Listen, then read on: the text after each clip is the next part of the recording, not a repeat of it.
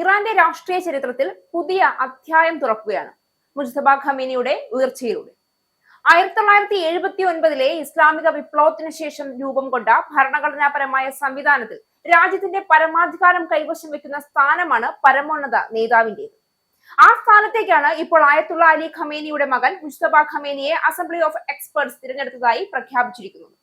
88 അംഗങ്ങളുള്ള മതപണ്ഡിതരും നിയമവിദഗ്ധരും അടങ്ങിയ അസംബ്ലിയാണ് ഇറാനിലെ പരമോന്നത നേതാവിനെ തിരഞ്ഞെടുക്കുന്ന ഭരണഘടനാപരമായ സ്ഥാപനം. അവരുടെ നിർണായക വോട്ട് വഴിയാണ് മുജ്തബ ഖമേനിയെ രാജ്യത്തിന്റെ 3ാമത്തെ പരമോന്നത നേതാവായി നിയമിച്ചതെന്ന് പ്രസ്താവനയിൽ വ്യക്തമാക്കും. ഇറാനിലെ ഭരണക്രമത്തിൽ ഈ സ്ഥാനത്തിന്റെ പ്രാധാന്യം അളക്കാനാവാത്തതാണ്. രാജ്യത്തിന്റെ പ്രതിരോധ നയം മുതൽ വിദേശ നയം വരെ, സൈനിക തന്ത്രങ്ങളിൽ നിന്ന് പ്രധാന ദേശീയ തീരുമാനങ്ങൾ വരെ എല്ലാറ്റിലും അന്തിമ തീരുമാനം, അധികാരം പരമോന്നത നേതാവിന്റേതാണ്. പ്രസിഡന്റും പാർലമെന്റും പ്രവർത്തിച്ചാലും അവരുടെ മേൽ ഒരു പരമാധികാര ശക്തിയായി നിലകൊള്ളുന്ന സ്ഥാനമാണിത്. അതിനാൽ തന്നെ മുജ്തബ ഖമേനിയുടെ ഉയർച്ച ഇറാന്റെ ആഭ്യന്തര രാഷ്ട്രീയത്തെയും ആഗോള ശക്തി സമവാക്യങ്ങളെയും ബാധിക്കുന്ന സംഭവമായി മാറുകയാണ്.